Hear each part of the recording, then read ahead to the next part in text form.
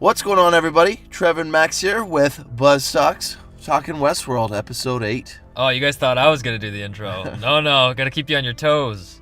This episode was like, I absolutely love this episode, but from a standpoint of me sitting here talking to you guys about it, I'm kind of pissed because so much happened that I cannot possibly organize my thoughts. So we're just going to puke out all of our thoughts right now, because we just watched the episode 20 minutes ago, and then we will have that in-depth analysis where we overlook in-depth the episode and then give you our thoughts on that. Yeah, this is just raw, open brain talk about this episode. Yeah, so let's talk about Ford and Bernard. Okay, so a lot happened with Bernard. As we predicted, Ford had that conversation with Bernard about the incident of him killing Teresa, because it's almost like, I think Ford enjoys analyzing the host in that sense, where he can have that conversation with Bernard without having to erase him. Like, it's almost like research, or it's just intrigue for him. Well, it's like a total god rush to him, I would assume, to be able to have command over a being that killed something and have complete control over their emotions without resorting to commands. Because I feel like he did that without commands until obviously he gets angry. Yeah, and it was terrible to see Bernard get so, like, he was so emotional about it. Like, threw a chair, and then, you know, Ford finally, like, calmed him down, but... Well, that's when he stepped in with code, is what I mean. Like, he's analyzing this guy, and so it is in such psychological command of not just hosts, but people in general. Like, he's a mastermind at that. Yeah, and I feel like Ford tests that stuff with Bernard because he's very unique in the sense that he is the first host that is actually self-aware of the code that created him. So he's a very dangerous person. If he's somebody that gets converted and becomes self-aware, watch the fuck out, because this guy's like, he's the strongest of them all. He knows everything. Well, we sort of see hints of that, definitely. Yeah, and Ford, you know, pretty much gives him, like, I will take away the pain if you know, cover up this murder. Yeah. Which, you know, in our last reaction video, we said that, you know, you said that he's creating the boy. We didn't even mention Teresa, and then we kind of brought that into the fold later, but it turns out he actually isn't. They covered up for the murder. Yeah. Like, I got sort of caught in the hype. Like, it just seemed like the most logical step for them to be able to do. But, like, I'm not saying I was right the first time. I was just like, it didn't seem like it to me that they would do that. But we'll see where it goes with what they are doing now. Yeah, and they didn't do that. And I think, you know, when he was talking to Charlotte, you know, it did make a lot of sense. You know, Bernard covered it up very well. Squeaky clean. Like, he picked up a hair at one point and put it in a Well, no, I'm not baggie. even talking about Bernard stuff. Like, they pinned all the stuff on Teresa with the GPS and all the data, and made it so, like, the woodcutter failed, so she was leaning out on a cliff to get the signal to go across the canyons, and that she slipped and fell. And he literally did it so well that Charlotte couldn't do a goddamn thing without admitting that she was in the wrong. Exactly. And so she couldn't do anything except be like, oh, good job for, you know, figuring this out, whatever. And then they had to hire Bernard back. But the subtle cue that he gives her, like, I don't think that she thinks that he killed her straight out, but I know that she thinks that the death is definitely suspicious. It was almost like a taunt. He gave her a little smirk, as almost like, hey, come and get me. Because he knows that they can't touch him because he's so fucking good at what he does. It's hard for me to figure out if anyone else could have played this role, because he's such a master actor that, like, he threatens a woman with a smirk. Like, how fucking dope is that? I know. And, like, so everybody cool. in the room that we were watching noticed how creepy that was. Like, he could just throw a smirk on there on the end of his line, and, like, not have to say shit, and everyone's like, oh, fuck. We were all threatening. Like, yeah. And we were watching a goddamn show, for God's sake. He's so powerful. Powerful. But, so then Ford ends up talking to Bernard later, and Bernard is asking him a bunch of questions. It's almost like Ford is giving him this opportunity to learn about all these answers, because it's almost like Ford enjoys it, but then he erases them after, so it doesn't even matter. So he's answering all these questions, but what I found interesting was that, you know, Bernard asked if he has ever killed anyone else. Yeah. But Ford decides to lie. Yeah. And do you think that lie was really because he thought that could have really pushed him over the edge, because we've seen that a certain level of suffering can really pop that code, like we've seen with Maeve in this episode. Yeah, well, that's what I was going to say. Maeve is catalyst to that behavior. Yeah, so it's almost like Ford knew, like, I can't step over the line here. No, I thought, the way I took it is Ford covered his tracks like he did with her, right? And he said, of course not. Like, you're not supposed to remember that you killed, what's-her-face, because I already nuked you of that. Yeah, you know and what I mean? Elsie got strangled by Bernard, which is like, the information was there. Like, it really was there. No, if you go back, I feel like there was no way he was on the phone with her and like he was in a different area for him to go. Wait, to where... she was on the phone with him when she got strangled, wasn't she? No, she was leaving him a message or something like that. Yeah. See, okay, so they set it up, like, and I know they really diverted us to not think it could have been him at all. That was one that they threw way under the bus to try and get us off the scent of. Well, they did a really good job doing that, I guess, and that whole thing with Elsie, the reason why they didn't show her die is because they wanted to have that final reveal of Bernard also killing her. Yeah. So that cuts it a little bit deeper, and it makes me so upset, because like, Bernard is such a good character, but he's killing off everybody. I'm still holding out hope. She's dead. I know, man, but I hope not. And then, you know, Ford erases Bernard, but then Bernard has a little moment with Ashley, or Stubbs. I call him Ashley, because I don't know. But you made me call him Ashley. I don't know. Stubbs, I guess, is his last. Yeah. Ashley Stubbs, isn't it? It's his manly name. Okay, yeah. But Ford didn't really think about the other people. So Stubbs is questioning Bernard. Well, he's like just a cop. Yeah, and he's like, I'm so sorry about your loss, whatever. He's like, I do not know what you mean. Yeah. Like, totally doesn't get it. We only knew each other on a purely platonic relationship. Purely plutonic. Plutarch. Okay. But that is dangerous, because Stubbs now definitely has his concerns. Yeah. Well, he's got his cop nose out of joint now, because he even asked about Elsie. Because it is, and it is blatantly obvious now. Like, I feel like he's definitely on the trail now, where he knows, like, well, I know. I don't think it's blatantly obvious to him, but he's a cop. Like, he's. I know, but he knew that they had a close relationship, and to see him so disconnected from the situation doesn't add up. And I think he's gonna sneak into it and like, hey, you know, Ford's gonna have to kill him too. Or Bernard. Yeah, so it'll be very interesting to see what happens there. But Abernathy's back, baby. Yeah, back in play. I'm so excited. So Charlotte went to go talk to Lee because she wanted to use him as like her new fucking pawn in her whatever her scheme is. Right, because her old pawn is dead. Yeah. So she took him actually to sub-level 83, and we see Abernathy, which is super exciting. And she wants to use him as pretty much a pack mule, or like the previous woodcutter, to deliver information. And she wants Lee to put him on the storyline to escape Westworld, to go on the train and leave. Yes. Right. I think this is awesome. It's very exciting. I'm glad they're using Abernathy. He deserves it. He's like the best character. I don't know why. We love him so much, but we've only seen him in one episode. But really. He was powerful, Abernathy, man. Very powerful. But now this is what's scary, is that he's going to be a different character. Doesn't matter. So they're going to throw him into the mix. So how does he affect the story? Because if he saw Dolores, that would be awesome.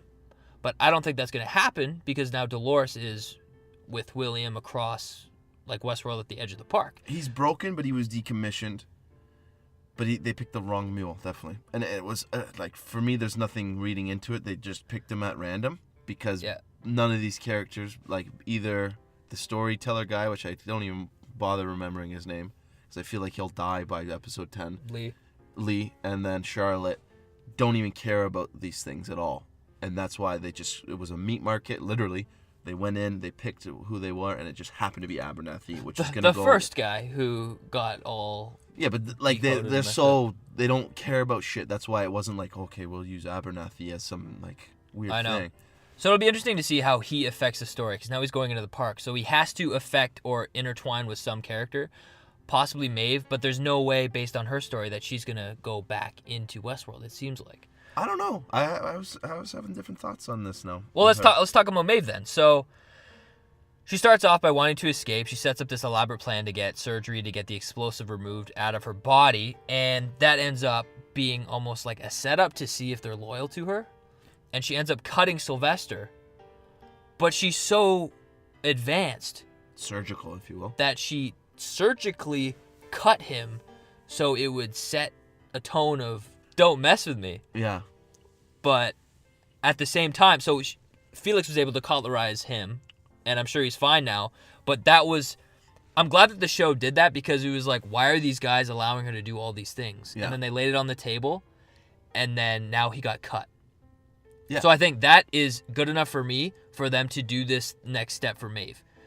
Unless, well, it doesn't in work prison out. terms, she's the fucking pimp, and one of her bitches got out of line. So she had to nail him back down. Yeah, because now they're awesome about her. Yeah, because now they're never gonna want to shut her down again, because she woke up while she was supposed to be asleep and attacked him. But so it's like Sylvester is like, he's still a loose cannon. He's not gonna fucking forgive that. So I feel like he's still gonna fuck up something for her further down the line. Yeah, and we'll see one of those like kid in the office scenes at the thing that he revealed the whole plan, and then like, oh, they gotta get out of there at that point. You know what I mean? Yeah. And we also get a lot of her origin. We see a lot of the same thing of, her getting attacked by the Man in Black, and we actually figure out that he's doing that to pretty much test himself. And this messed her up beyond repair. He killed her, and then Maeve was still alive to see her daughter dead, and carried her daughter out to a maze, and she died in a maze frame or whatever. Mm-hmm. And then we see Ford come in and try and fix her, and because she's not responding to their commands. Any of the behavior people's commands. So it gets crazy. Ford finally calms her down, but then she ends up killing herself. Yeah, by jabbing herself in the neck. So this is crazy, because Maeve has already kind of been pushed out of this, and it was suffering that did it. Big time. So I think, and love, though. Combination of the two. Exactly. Oh, that is key. It's these human emotions. And you can go back to our previous videos. We talk about how emotion can, jump a host in and out of consciousness. But no, that was a very important scene. And we sort of skipped over something, because Felix mentions to her that when you experience memory, it's not like us where we think back and it's blurry and we don't remember all the details. They play it like a track in their mind again, almost like they relive it. So they have the unruly curse of having to relive, well, sometimes happy memories, but also devastating, horrifying memories. Yeah, so it's not like they're remembering it. It's almost like they're rewatching it, a play-by-play video. And that's exactly what we've been saying with the dual timelines with Dolores. She is reliving this memory because she's going through the motions. Right. And then after she gets fixed, Ford pretty much puts her on the new timeline in the brothel as the head of that organization. And I think he does that with all these characters. He puts them in the safe, Dolores is in Sweetwater, which is the safest place. Yeah. She's in the first town where you go into. He's putting all these characters that break code. Well, it's in the most mundane, repeat over and over again. Guys are gonna go there, they're gonna have sex. It's nothing complicated. Yeah. Right? Dolores is on the farm. She paints her shit. She goes to sleep every night. Milks some cows. Yeah. So he's taking all of these hosts, and he's putting the ones that seem dangerous or have broken their code in a sense, and puts them in the safe location so they can't harm anyone else. It's interesting how he does that versus just destroying them or decommissioning them. Well, that's what was so weird that he did that with Abernathy, though. He was so quick to decommission Abernathy, and not we don't know what Dolores did that many years ago yet. It seems pretty bad by the end of this episode, but fucking Maeve did some serious shit, and that's really recent too, because if you're looking at the timeline, she only did that about a year ago from day one of when we started watching, right? So it's interesting to see that she did that crazy shit and she's still in the game, and we see her in the origin staging ground. We hear her name, oh, Maeve, stay in line, she was there since the beginning. So unless it's a sentimental thing, but they fucking decommissioned Abernathy, so I don't get it. Yeah, and these memories, like, I don't get how they haven't caught her, but they finally did now because, things started going haywire. She wanted to leave for some reason. I don't remember why, but then Clementine tries to pull her back in, which is what hosts do. We see a host do that with Dolores. They try and pull them back into the place where they're supposed to be. And she gets this flash of the Man in Black, and she cuts Clem in the throat and ends up killing her. And in the vision, she also cut the Man in Black. So I'm not sure if she actually did cut the Man in Black, which I doubt, but it was almost like her defeating him in her mind, and that's how she dealt with it. Well, I think it plays contrast on what she did to Sylvester, because she's probably so surgical anyways inside the game, where if she did swing a knife, she would swing it right up against the skin of player and not cut. To drive home that experience of reality. Yeah, because like we see Teddy beating the shit out of him, and we saw Logan getting the shit kicked out of him, so they know how to take it up to a certain point. Yeah, so like if you go like deeper and deeper, you could get sliced at. Yeah, or it's so, poked, but you're not going to get cut. But it's so precise that you can't possibly because it was his knife that she did it with too. So, like, I think maybe did he have a little bit of blood on his neck? It seemed like he did. So it could have been real. But either way, it doesn't really serve the purpose anyways, because she ended up doing it in her timeline to the new Clementine. Yeah, okay. So then she ends up getting taken in. So it'll be interesting to see what happens with her next. I feel like they're going to have to utilize sub-level 83. It'll be surprising to me if she gets thrown back in there. But you know what? It wouldn't surprise me because Bernard is the key here. Bernard's going to be the one talking to Maeve, and Maeve is able to control code. Yeah. We've seen her do that now. Well, she's second in command to Ford only. Yeah. She can rewrite on will. She's built herself up. She's like Ford pretty much. She can control what all these hosts are doing. What makes Bernard any different? Bernard is the key to this revolution. Big time. Let's go back into Westworld and quickly talk about William and Dolores. So a lot happened with their story. They end up on the beach and they see a bunch of dead men. Dolores sees herself dead in the water, which can mean a bunch of things. Yeah. Maybe it could mean, we've seen maybe 2 or 3 times that she's tried to get to the maze. Mm-hmm. She could have done it 50 times. And this could be one of those times where she's seeing herself dead in the maze. That's my best explanation now. But the most interesting thing is that they stumble across a guy who was actually one of the people who tried to kill them. And she wanted to keep him alive, but William did not and didn't see the point. And she went to go get him water, and by the time she came back, he said that he was dead. Mm-hmm. No doubt in my mind, William killed him. Yeah, I'm thinking so too. And I think that's just the next level. He's slowly going into that Man in Black territory. Well, he walks the line. So when he's with Dolores, he's in love. I love this. Everything's so real. And then he's like, man, this guy's inconveniencing me. I'll just shut him down. Exactly. So yes, exactly. So it's that mindset where you're just annoying, inconveniencing me, and then eventually it'll take the whole. Yeah. It'll corrupt. Go full over. But then he finally gets to the town with her, and she's going through crazy flashbacks, and she's seeing. Pretty much reliving the memory of 34 years ago. We said this exact same thing. Yeah. Where the place in the maze is the original park. And we even played it in the video of the people dancing. Do you think that's a maze, though? It's a part of it? I'm not sure. It's the key to the maze. So it's like, not whether it's the maze or not. The maze might not actually be a physical maze. But that is the right turn towards the center of it. I would say you have to go there and experience something there. This episode threw me off the whole maze theory, and I had working in my mind, to be honest with you.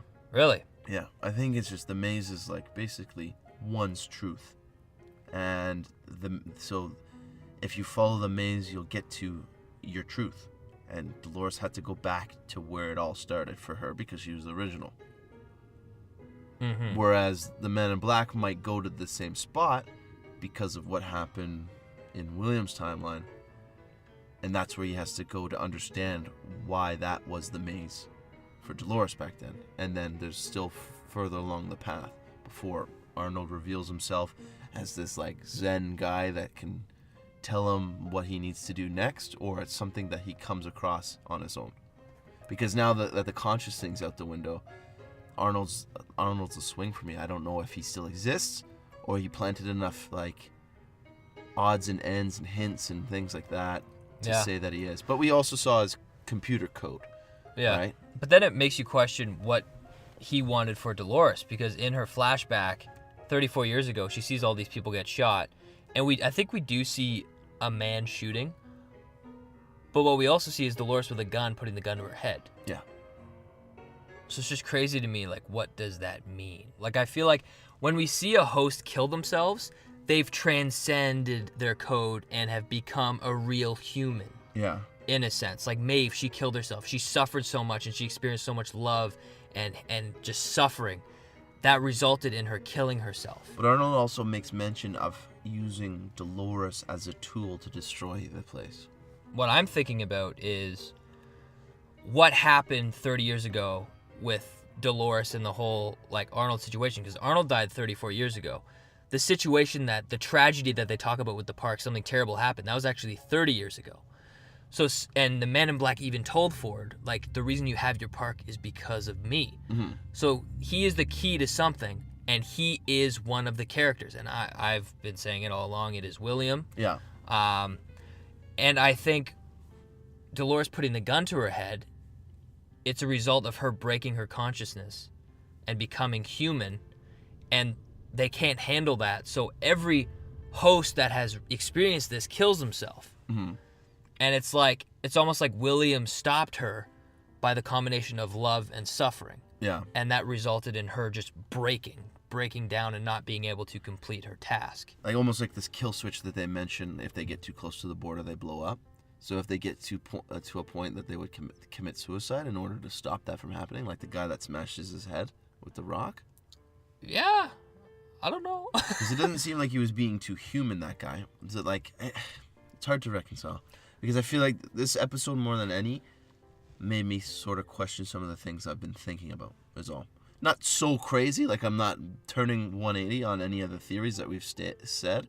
I just think I have to readjust them because they might not be so bullseye on what I was thinking. More like it's a different angle. But after this experience, William and Dolores decide to leave and they get caught by Logan. Which is like... It's insane. So I can't even imagine what happens next. I'm sure Logan pushes William to a desperate point.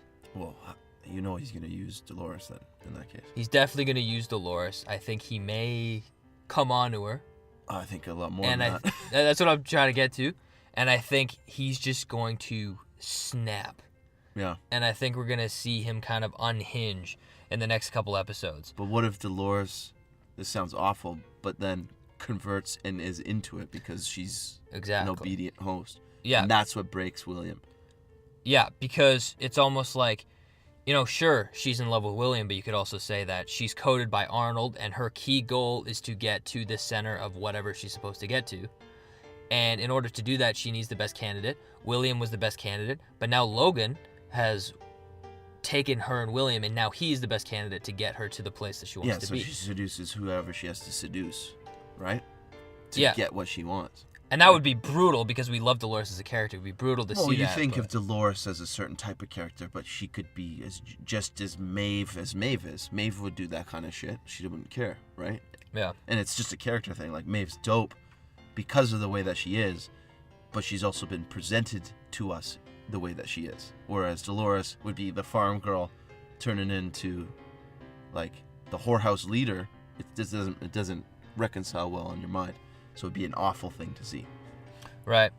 But let's go over to the Man in Black and Teddy finally. So they stumble across a bunch of dead people and they find the hostess woman. The woman in episode 2 that William actually met. First off, the first time he entered the park. Yeah, the hostess.